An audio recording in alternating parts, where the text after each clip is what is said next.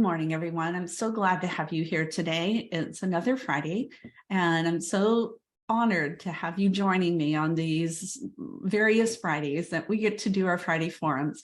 My name is Cyndy McDonald. I'm an educator, I'm an entrepreneur, I'm a coach, and I'm your biggest cheerleader. And I love bringing people in to talk about subjects. These are subject matter experts who talk about things that are important to you.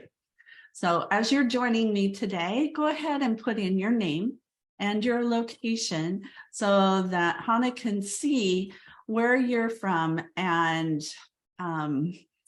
your name and where you're from. So we're just so glad to have everybody here. And today I want to welcome Hanna Stottland. She and I have been friends. We've known each other for many years. Hanna has a unique background. So some of you may or may not be familiar with it, but she flunked out of high school. She got her GED, and then she went to Harvard College. And not only did she graduate with flying colors from Harvard, but she went on to Harvard Law School. And so she is an example of having kind of an alternative route through higher education. Would that be a good way to put it, Hanna? Yes, not recommended. This is professional driver, closed road. Do not attempt. And so since 1999, she's been an IC specializing in educational crisis management, including Title IX, substance abuse, and mental illness. And she presents a lot. I know I've had her present in the PDI for HACA. She's presented for IECA. She's presented at several regional ACACs and other professional organizations, families advocating for campus equality. And she also has quite a media presence. She's been featured in the New York Times, Newsweek, CBS News, PBS, and WNYC. So welcome, Hanna. I'm so glad to have you here today. Thank you so much. This is so much fun. So we want to talk today a little bit about, our role and basically kicking the imposter syndrome out the door.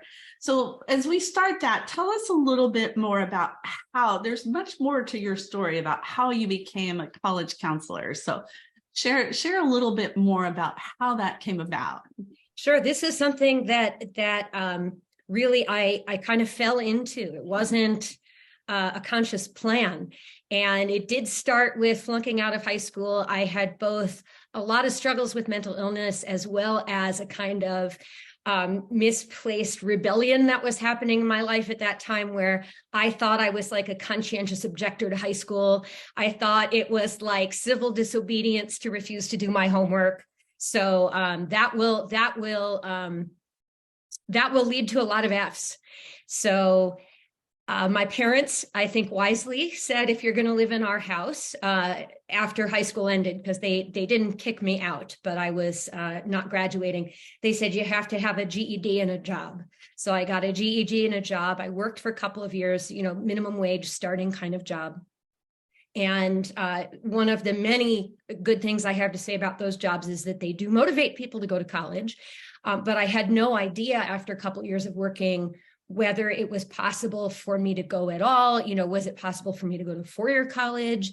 And I initially was denied everywhere I applied with the help of my high school counselor, but ended up at Bryn Mawr College in Pennsylvania, which I think that was kind of a low ebb right then for women's colleges. I don't think that they're such a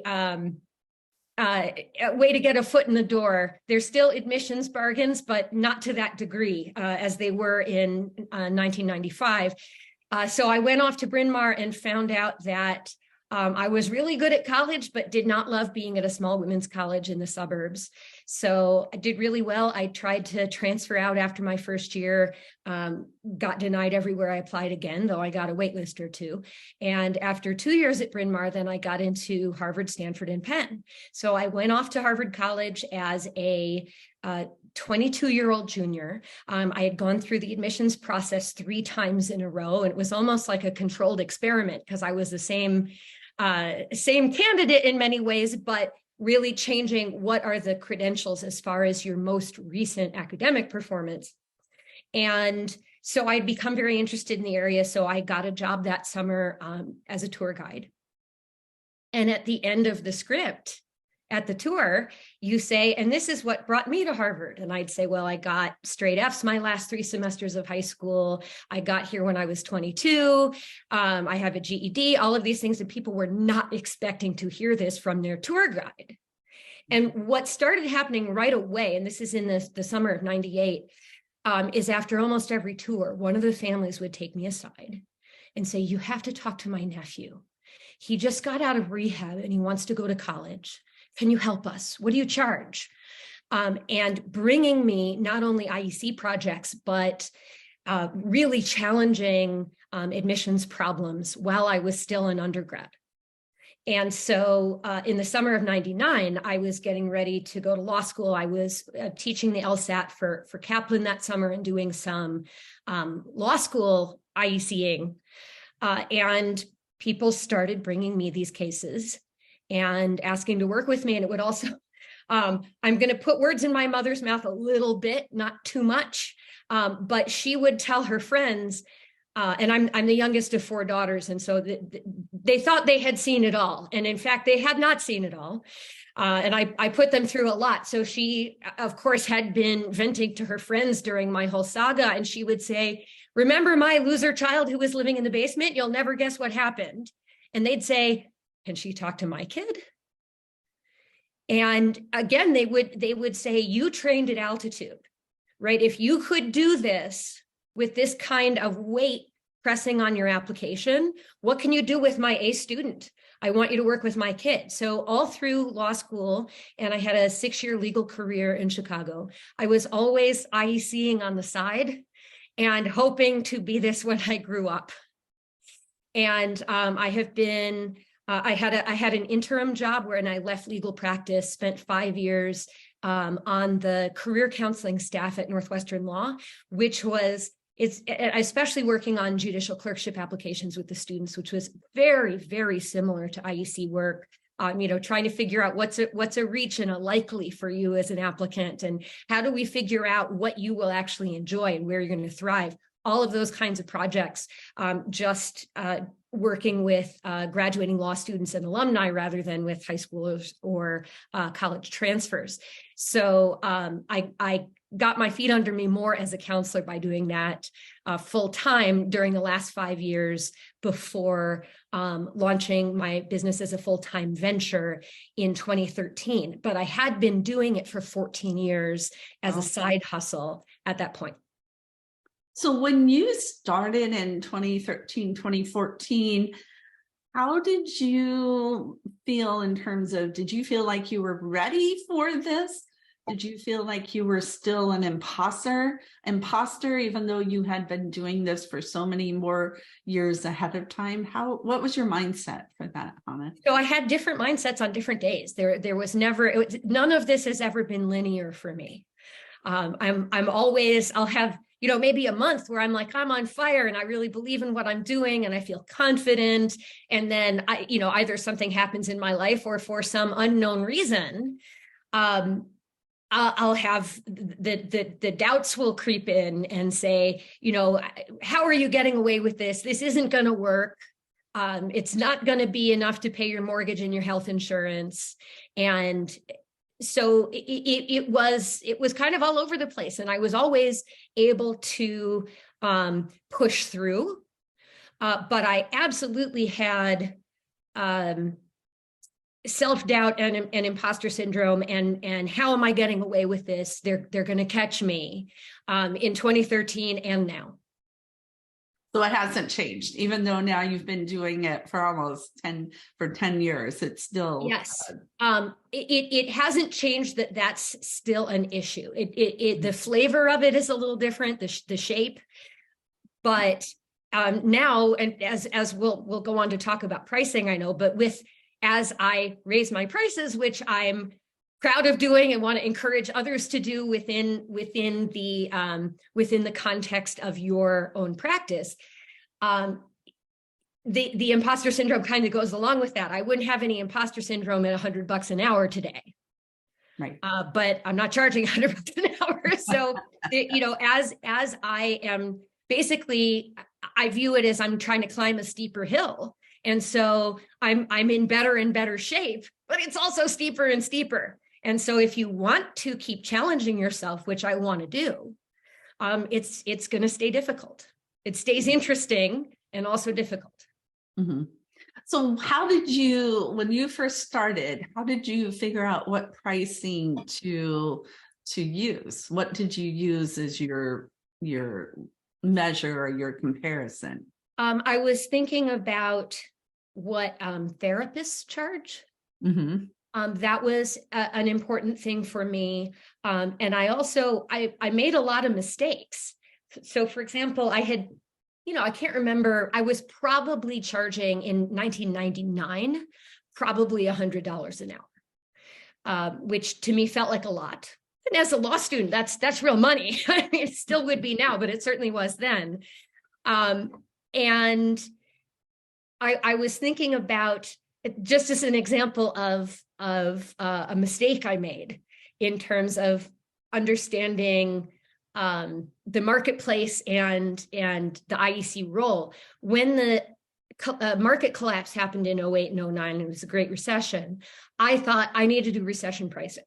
I thought all my clients will have, lost a huge portion of their net worth in stock market crash, and maybe many of them, their main asset was their home, and that's cut in half, or the value is cut in half. And I was exactly wrong about that. Our industry is countercyclical. The more anxiety and the more concern folks have about the financial future for their children, the more they want to invest in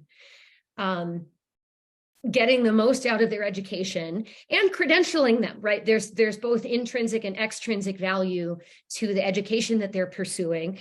And they want the children to have better brand names, and they want them to be better educated and better prepared for the workforce and more competitive for grad school. And so all of that means that I was cutting my rates at exactly the wrong moment. And I don't think it was necessarily turning people away, but there was no reason that should have been, $75 an hour. Or I can't remember what it was, but less. And it started to occur to me because people were rushing in who didn't know anything about my rates, mm-hmm. but reflecting the uncertainty that parents were feeling and wanting to have greater assurance that they're not missing out on opportunities for their children. And so I was like, oh, maybe this is a counter-cyclical industry. and I didn't get it. And so it was a lot of trial and error for me with pricing. Well, and I think that's very true for a lot of us. And what's been very interesting is that COVID really shined a light on pricing and our business, and that now we're not geographically constrained. For a while, we felt like, well, I can't charge that because of where I live or the people I serve. And I use myself as an example. Many people have heard me talk about, if I can create a practice in Central California, we have more cows in my area. Right now we have more water in my area than anything else. You can do it in New York or LA or Chicago or, rural Morocco, wherever you are, because it's not about the price. It's about the service that you offer. And I think that mindset that we have so often is, I can't charge enough. I'm new, I don't have enough experience, I wasn't an educator, all those things all become part of that self-talk that we give ourselves and contribute to that imposter syndrome. So what helped you be able to evaluate and raise your rates? What I know there was an experience that you had that kind of... Yeah, I had this incredible epiphany moment that happened. So I was on the board of the Harvard Law Society of Illinois for a number of years, even though I wasn't practicing law. and they had an event for just a lunch to talk about problems in boutique law firm practices. And that just means small professional service firms, which are really not very distinguishable from IEC practices. So I thought, well, I'll learn something. I'll go to this. The membership at the event turned out to be me, another woman in her 40s, and 12 white-haired white men, each of whom had been running a small firm in Chicago for 40 years. And we all asked the group, does someone have a business problem to bring to the table? And I said, well, I've got one that I think the lawyers will understand, which is, as I've been doing this was in like 2018. As I've been doing this for the last 5 years or so, patterns come up, and there are certain client problems that I'm able to solve very, very efficiently now because I've done them 50 or 100 times. And the upshot is that people are buying just 2 hours. I now can so efficiently pack that value into the first hour or two that they don't need to buy anymore. Sometimes they're able to fix the problem based on that. And I feel like, the client acquisition cost is pretty high. So I need a way. So that the other middle-aged woman said, you need to raise your minimum fee. She said that I do tax controversy. And the main product that I sell to my clients takes my secretary 15 minutes to produce, right? Client comes in, the secretary puts the client's numbers into this document that I've created, and it spits out a solution to their problem. And I charge $10,000 for that, and I sleep the sleep of the just, because it took me 15 years to create that problem-solving machine, and no one else can do it. And I fix the client's problem, and I'm happy, and they're happy, and it's great. And I look around the room, and these 12 white-haired white men are all nodding like, yep, you need to raise your min fee a whole lot. That's going to fix your problem. And I had this insight, like, there is not one white-haired white man in this room who is scared to charge what the market says he is worth. If you're giving ethical service and your client feels it's worth $1 million, then it is. We can say, and it's true, that the reassurance and that we offer a family, and the lack of the fights we're preventing between the parent and the teenager, and all of those things are priceless. But also, we're charging money, and this has financial value. And the only measure of the financial value is what people are willing to pay for it. And there just wasn't any vibe in the room that anybody except these two women, and we were white women, who were thinking, but dare I, should I, do I deserve that? And it wasn't part of the analysis for any of these men. And I was like, they have this freedom in their business, and this uncomplicated pride that I envied, of like, well, look, the CEO of United wants to buy my product and wants to pay me $100,000 for it. I rule. That's great, right? Like, I'm really proud of that. And I envied that. I was like, I want to feel that and live that. And it's always going to be, at least for me, it's always going to be complicated. I'm going to have other feelings as well. Mm-hmm. But I want to have pride that families who could go anywhere and hire anyone want to hire me, because I have built a reputation that my service is worth it. And I want everybody on the call to feel that pride. And it's not a bad problem. If you also have days when you feel like, am I up to this? And you need to push through that. But at least part of the equation, I want to be, I have built something valuable, and it has both intrinsic value and financial value. And I'm proud that other people see the economic value that I'm adding. And I totally agree. I think having that mindset. It's much more a matter of mindset from our perspective and some of the self-talk we give ourselves than, and then applying that in the industry.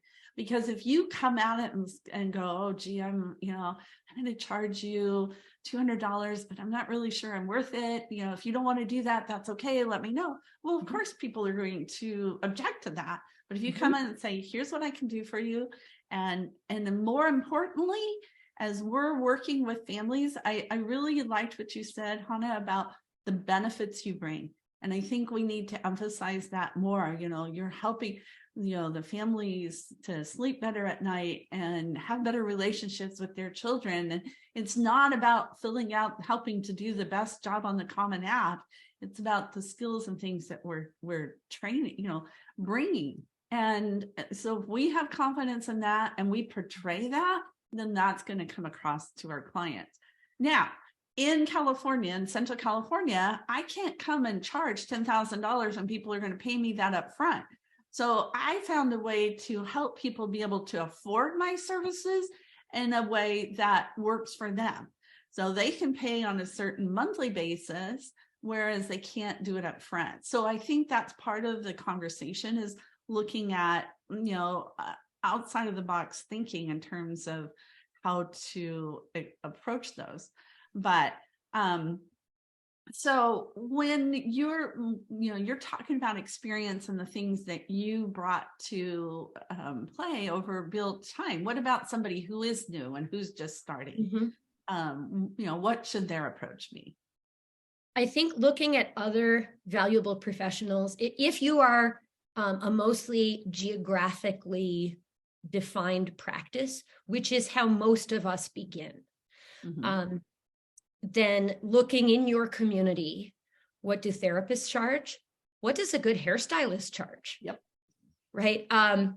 Especially as if you want to move into higher net worth families, look at what good divorce lawyers charge.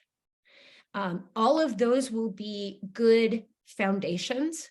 And both professional organizations and some of the IEC software conduct annual surveys of what IECs charge in different regions and how they package their services and so on. And that's a really good tool for starting out. And then also figuring out, one of my theories is that in a way, we are all specialists. Even if you say, no, I'm a generalist, I just help, A and B students get into college, and it's very straightforward.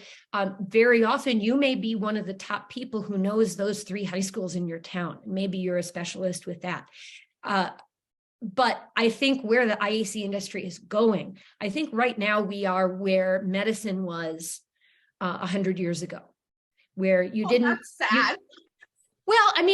In terms of specialization, right? That you didn't go to an endocrinologist or a hematologist, right? Most people were doctors or maybe a surgeon. And as members of the profession got better and better at solving complex or rare or niche problems, then you develop all these sub-professions. And I think that's where we're going. I think, right now, something like 50% of new med school graduates go into what we used to say, oh, they're a doctor, right? They're in family practice, or they're a primary care provider, and about 50% are in specialties. I think that's probably the direction we're going in, where more of us are going to be, I'm crisis management, I'm engineering, I'm performing arts, all those kinds of specialties, or I deal with students who are neurodiverse, all of those kinds of needs. And that is accelerated by technology and by the pandemic, which freed people to think, well, what's in the nation or in the world? Who's the right IEC for me? And that can include things like price point, but also, do they know New Trier High School backwards and forwards? That's the person that I want. Or do they have a vibe that resonates with our family and our values? Just like I tell a lot of my prospective clients, this is like choosing a pediatrician. There are a lot of qualified people in most towns and cities. And a lot of this is about, how do they make you feel? Is this someone who you find reassuring and who alleviates your worry about your child's needs? They're speaking your language, and all of those things matter. Absolutely. And when we make it all just about price, because I know in a lot of markets, families will shop for ICs, right? They'll interview 3 or 4. And so people worry about the pricing, but it's not just the pricing, it's all of those things together. You're building that brand and you're promoting an image. So what do we say when we don't charge enough? What do we say about ourselves? Right. If you're at a used car lot and there's a 2019 Lexus for $50, right? I'm going to assume that something is horrifically wrong with it, right? Like you might think, oh, the person pricing that product might be thinking, I need to move the product fast. Right. I'm trying to get my used car lot off the ground. I have to pay my rent. And so I'm going to put out a loss leader. But the buyer may be thinking, well, obviously this has to be a hunk of garbage. Right. No one would give me good value for $50. And we can kind of see this in ways that are frustrating, but still instructive to us with college pricing.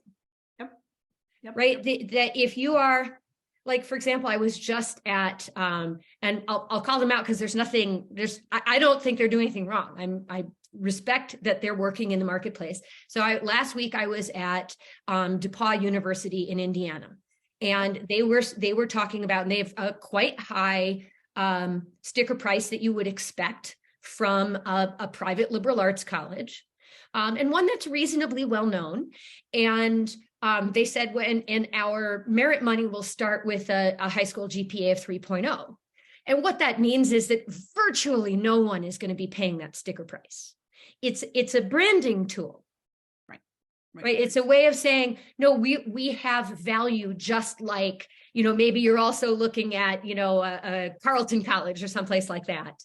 And we are in the same league with them, but we're going to be a little more generous.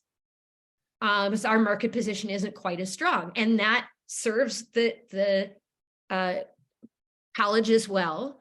And in practice, although in a perfect world, we're all like, oh, we want transparent pricing. That's often not what the parents want. They want to be told this is a really valuable, economically valuable product, and you're getting a great deal on it because your kid is special. Everybody's happy. Right. Exactly. And in fact, studies have shown that some colleges, when they lowered their tuition, then the enrollment went down because the perceived value of that school also went down. So by having higher rates, then that makes it. So it looks like and you can use the same tools, if someone's bulking, and you can do it in a way. You can cut your prices in a way that looks desperate and sad, or you can cut it in a way that makes the client feel special and valued. Exactly. And there's a whole spectrum in between. And it's a skill that you'll learn with practice. But say, well, listen, I know you've got younger siblings coming along. Maybe we can do make a plan right now to help all 3 of your children. Or different ways that you can do that, and always make sure that they know they're getting the good deal. Yep, absolutely. I'm very much in the corner of have your high prices high, and then that gives you flexibility to be able to provide discount. And then that leads to the next question. It looks like, Carmen, you've got a question too. But yes, the other thing that people ask me about a lot, and I feel is important, having worked in access programs, is equity and access. We want to serve families who are first generation or low income. A lot of times people confuse the two. They think if you're first generation, you're low income. Well, that is not true either. But how do we provide that equity and access? So So we'll talk about that in a minute. Carmen, what question do you want to Did each of you start out working with local clients? I did, absolutely. In my case, some, but not exclusively, as partly because the two big drivers of my early practice were people coming to tour at Harvard, which they come from everywhere, and my mother's network, which is pretty national. She was very involved in her professional organization. She's a psychiatrist. And so, there'd be lots of psychiatrist kids like me all around the country who she knew from her leadership. And Jamie, sorry. Oh, no, I was just going to say mine were the farmers. I went to our farm bureau. We had a farm at the time. We were raising oranges, walnuts, prunes, and Christmas trees.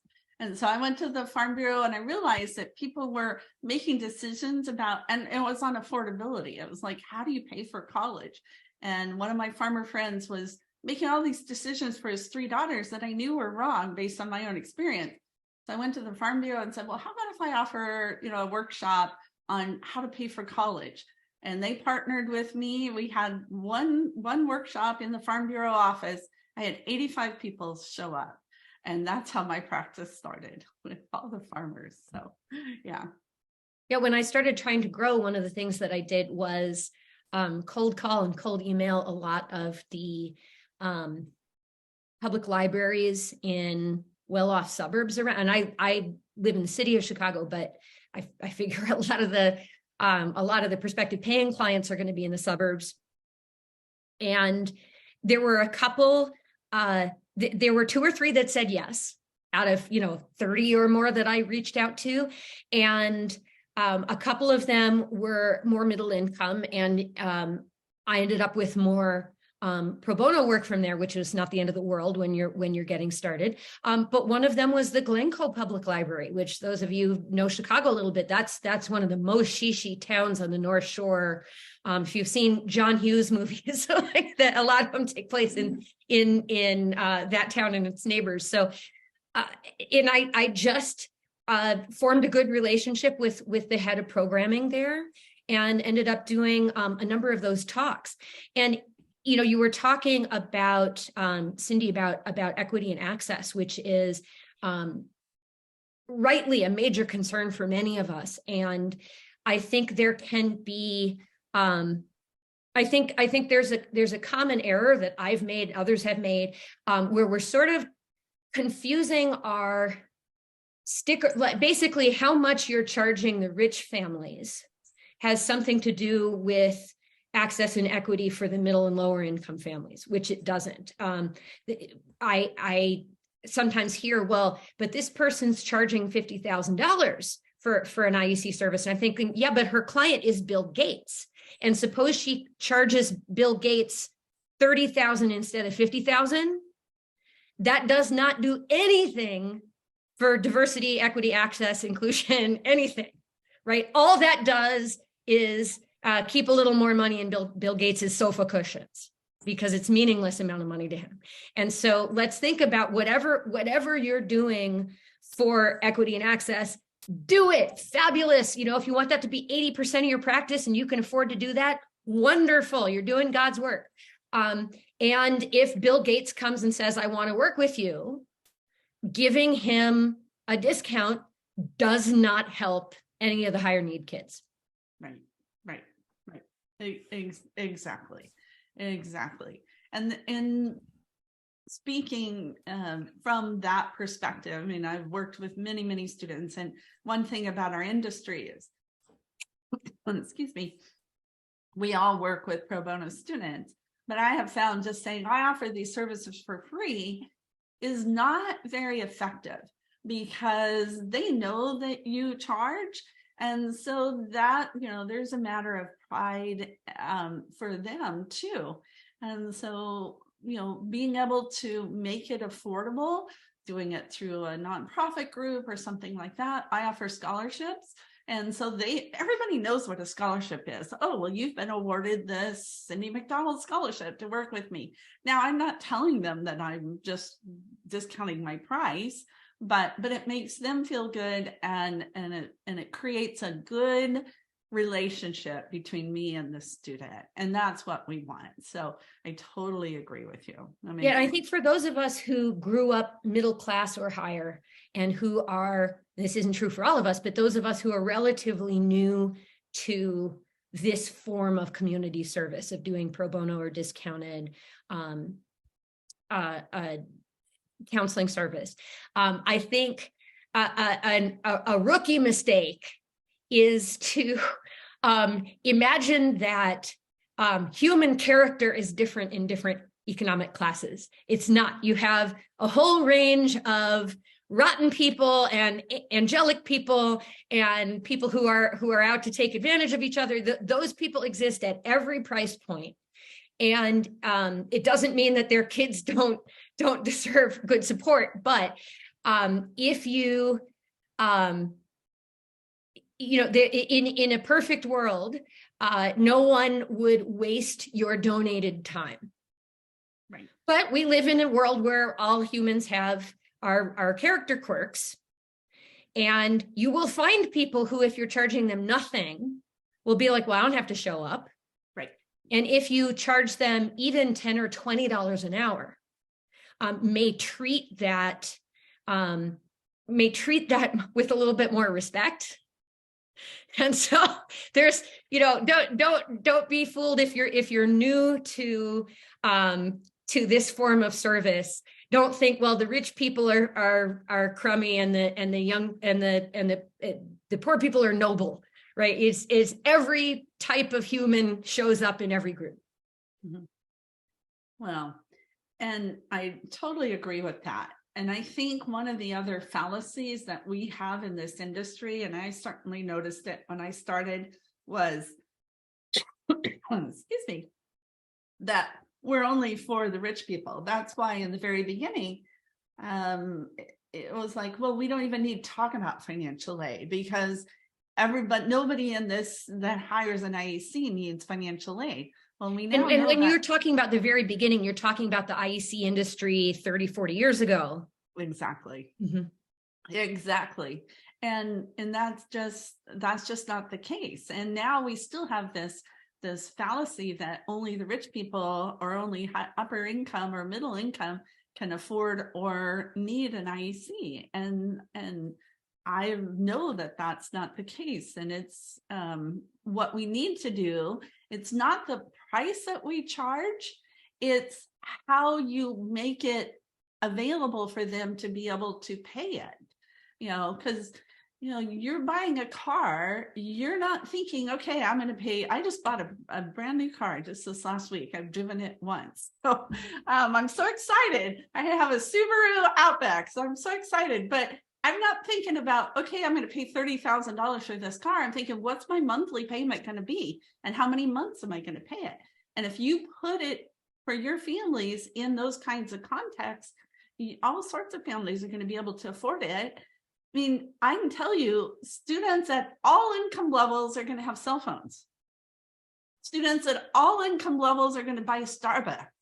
So if they will do a consumer product like that for something that you offer that will last beyond their lifetime, you can charge full value. Just make it approachable in terms of how people can pay it.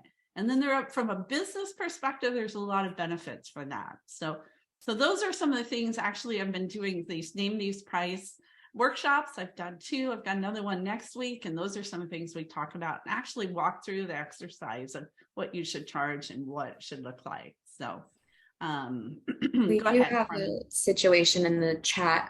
So Jamie says, just got a suggestion to create a 3-level price with one higher one that's significantly higher. Then the middle price is a lot more acceptable. What are your thoughts? That's what I teach in my workshop. You want to create, figure out where you want to drive people, what price and what service. Don't drive things based on pricing. Drive on service you want to offer, and then figure out what the pricing is.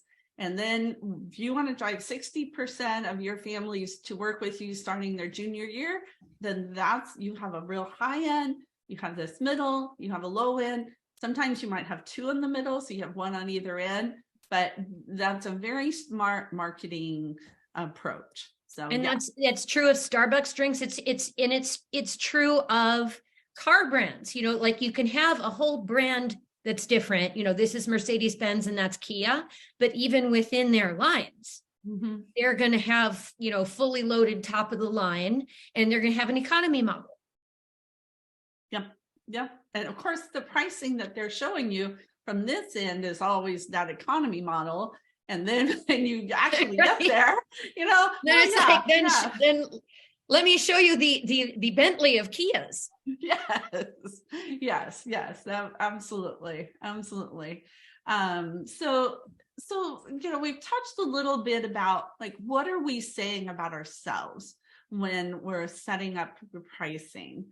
What are some other things that you've heard or you've seen or advice you've given to people in terms of how to reflect the value of what they offer in their, not just their pricing, but in just their whole business model? What are your thoughts on that, Hanna? Yeah.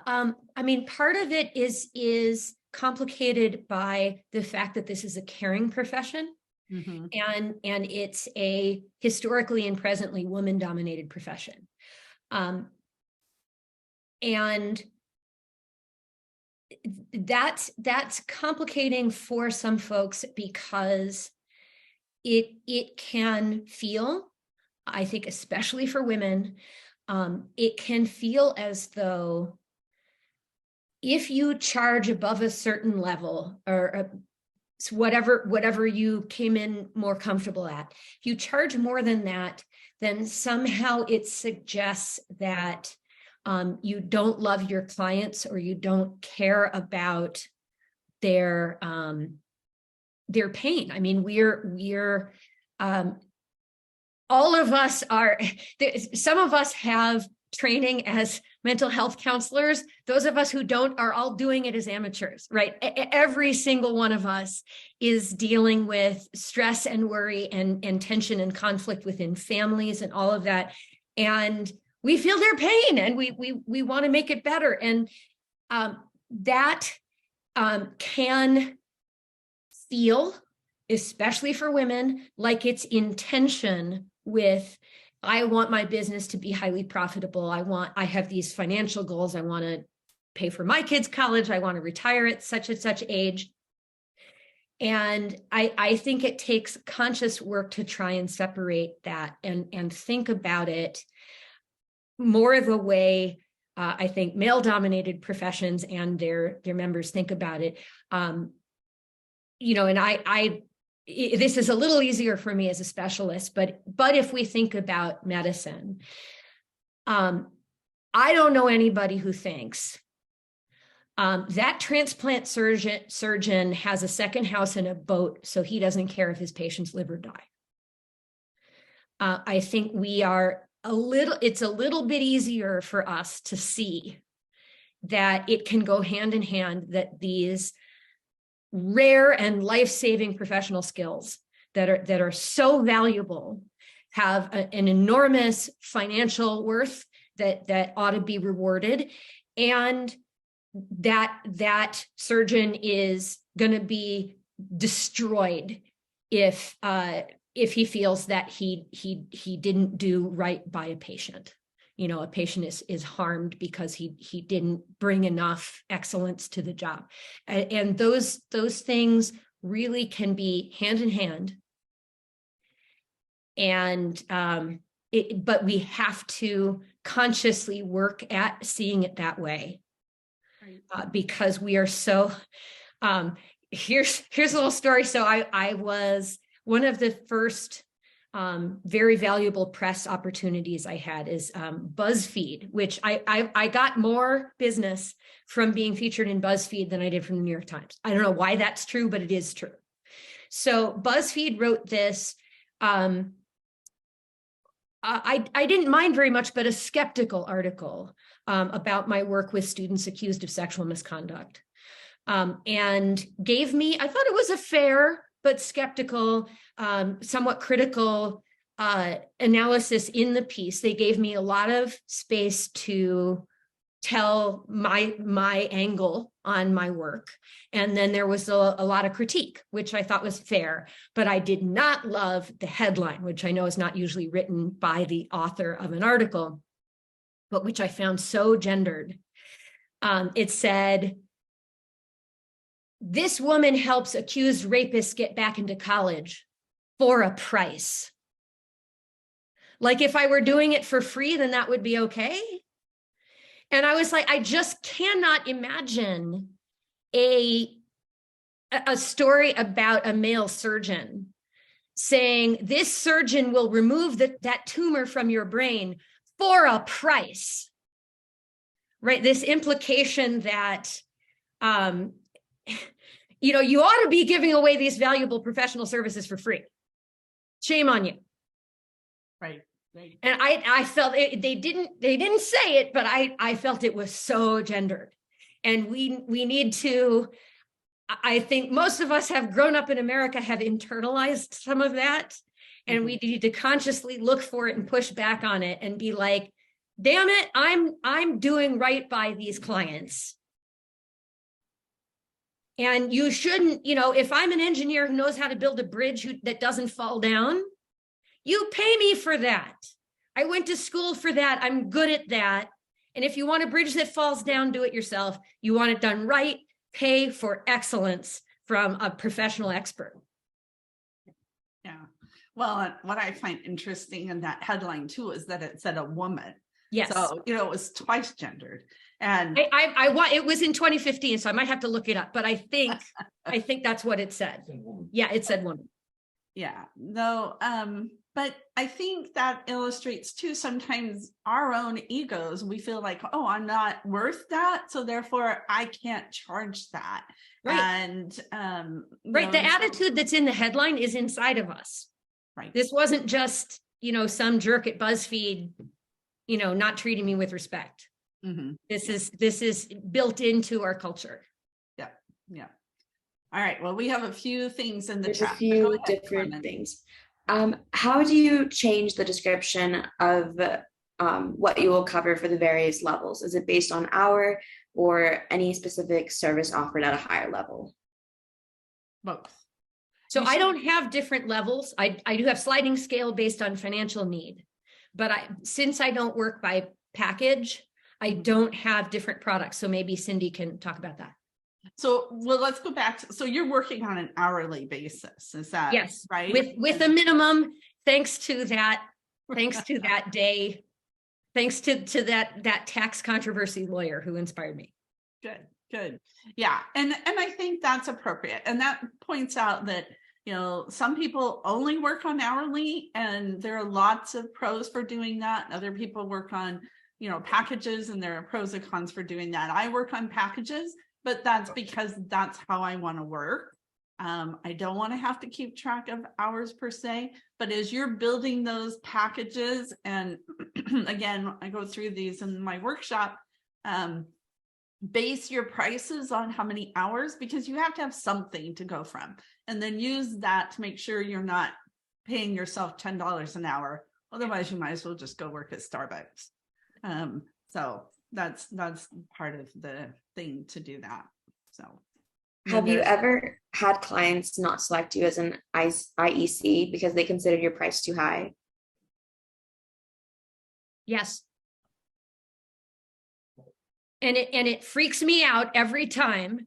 And my husband, who manages my practice, have to talk me off the ledge every time, saying that does not mean you're at the wrong price point. Mm-hmm. Right. And absolutely, you should be listening to that. Right. If you feel like you're not full and you would want to be, it's certainly possible to charge too much for your level of experience, your current brand, your marketplace. Absolutely. But I overreact to each one. Right. And my husband's reminding me, if you don't get turned down on the basis of price at least sometimes, you're almost certainly underpricing yourself. That's a very good point. I think that's an excellent point that we often don't think about. And what I find too is those people who are only choosing you on price, are those really the clients you want to work with anyway? I know that's not what I want. I want them to choose me based on, the service and the value and those kinds of things. And if they're going to choose me just on price, then they're going to nickel and dime me on everything. And that's not the kind of client I want to serve. So if, those are some of the other considerations to think about. But I love that, Hanna. It's like, yeah, if they're not getting turned down a little bit about it, then you're not charging enough. So, and it gives you more opportunities. But yeah, I mean, I get people and in my industry, in my area, people turn me down because of pricing, because they can't afford it. And that's okay. But I will tell you, we also make assumptions. So sometimes we think people can afford it. And as we know in college, there's a difference between affording it and wanting to pay it. Sometimes, yeah, they may, like the person that I had stiff me the most was a physician who was a specialist. And mine was a heart surgeon. Yeah, it's like, no, who owned like an estate overlooking Lake Michigan. I Zillowed his house. Yeah. So it's not a matter of that. And one time I was talking to a parent. She was a single parent, so I knew that. She came in with her son, and I was telling her, well, you can go to this resource because I give a single parent discount. I give a sibling discount. I give a referral discount. I give all these discounts because I want to make people feel special, and it gives me more control over my pricing. So I'd given her the single parent discount, and I was telling her all these places to go. And she finally stopped me and she said, Cyndy, do you think I can't afford this? I am in charge of the ER department of the hospital. So I was making an assumption on what she could do that was totally erroneous. And I worked with her son, and we just had a delightful, it was just a delightful experience. So we have to be careful of shooting ourselves in the foot, because of our assumptions too, because that definitely happens. As a journalist with 16 years of experience in an area where I feel there are many IECs, I feel I may be at the max of where I can charge. At what point would you say there's a ceiling despite rising inflation and cost of doing business rising? I don't know. I think it's going to be different for each person, but I don't doubt that there is a ceiling for each IEC, but I don't know a way besides reaching for it to get to figure out what it is. I agree. And I think this is where our imposter syndrome kind of kicks in. And when you look at those pricing research that you talked about, Hanna, I've gone through that. And what we charged before COVID and what we charge now, like in the last 5 years, it's gone up 30%. And so if you're still charging what you charged 3 years ago, you're behind the times. And so I don't think there is a ceiling. And I know consultants who have actually tried to increase their pricing so they could reduce the number of people that would come to them. And it had just the opposite effect. Yeah, they actually had more people coming to them because of the perceived value. So again, if you're building your brand based on filling in applications, helping students to do those mechanical things, then that's what your brand's going to be built on. But if you're building it on the benefits and who you are, and that combination of who you are, your approach, your expertise, all those things, then there is no ceiling, because you're ending up comparing apples to kumquats. There's a book called Book Solid by Michael Port, and he talks about all these different things and how you find the ideal clients and charge the ideal amount. And it's all based on these things we've talked about today. I want to quickly respond to Sarah's question in the chat about getting over the hump of charging it for the first time. And I think that the key point there, based on Sarah's question that I see, is, do the families understand the experience you do and don't have? As long as they understand where you are in your career, then it is perfectly ethical to charge them money. Mm-hmm. And there's some reason why they want to get this advice from you, and they put economic value on it. So I think if you're, don't make a website that says America's leading college consultant. Like, I have seen that. There's probably nobody who should be saying that, but certainly not someone who just finished their certification. That I think is ethically terrible. If your friends know that you are getting your feet wet in this industry and they trust you, then you have value and it's okay for you to charge for it. My one big point with this, with imposter syndrome, it is possible to make errors in the other direction. And the main way I see this is on professional listservs. If you are, fairly new, I would say this principle is true even if you've been doing this for 30 years. But especially if you're fairly new, you need to think about any post to a professional listserv as a press release to your profession. Mm-hmm. You are establishing your brand. You should give it the thought, and even if you're responding to someone else's question, you should give it the thought and attention and copy editing and attention to detail that you would if you were writing an op-ed in the New York Times. And people don't do that, and they need to. Get someone, and they don't need to be a formal mentor. But if you have 6 months of experience, have a buddy with 4 years of experience where you can run it by saying, is this a newbie question, or does this sound like a clueless, ignorant question? How is this going to make me look? And get a second opinion before you establish your brand in the minds of 2,000 other people on the IECA listserv. I agree. So we have one more question in the chat. Do you offer a discount for children of your friends, or do you avoid working with families you know well? I would say that's a double-edged sword. I mean, you have to be careful with that, because sometimes those are ongoing relationships. So yeah, and you can offer discounts. I mean, you can offer discounts to whoever you want. It's so much easier to have a high price published and then offer discounts than to have a low price and then try and raise them. Stephen Antonoff, you guys all know Stephen. He is like the father of our industry. He has his pricing Bible, in The Student of Colleges is his book. If you don't have it, buy it. But he said, thou shalt not have comprehensive services, like don't have unlimited. And he also says, thou shalt put expiration dates on your pricing. So, these are my prices as of right now.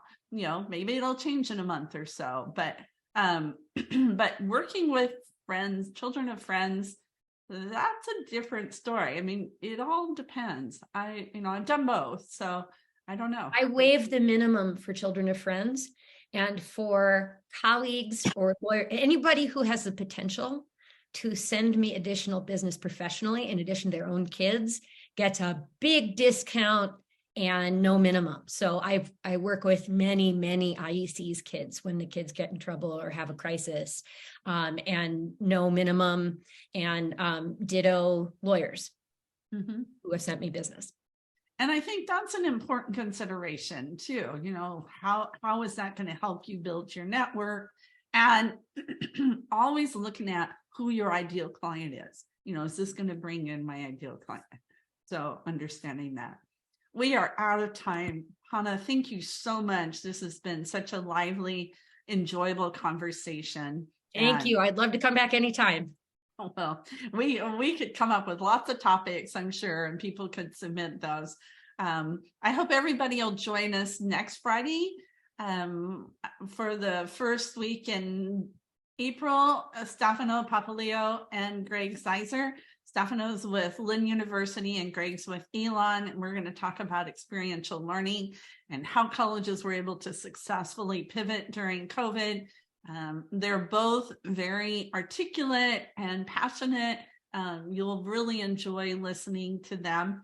And I won't have another Friday forum until April 28th. And Daniel Coven, Joan's son, who is another one of our ICs, and he's going to talk about valuing a service-based business. So, and I put my email address and website in the chat if anyone wants to continue conversation with me. Oh, thank you. Thank you very much. And if the Name Your Price workshop, I'm offering, the last one is going to be this next week, next Thursday. So if you like some of the things we've talked about today, please join me for that. Registration is available through emails that I've sent out, and I will put it on my website. I hadn't even put it on my website, so I guess I should do that. So everybody, thank you. Carmen, thank you for being here. Hanna, thank you, and have a great weekend. And I'll see you all back here next Friday. Have a great weekend. Bye-bye.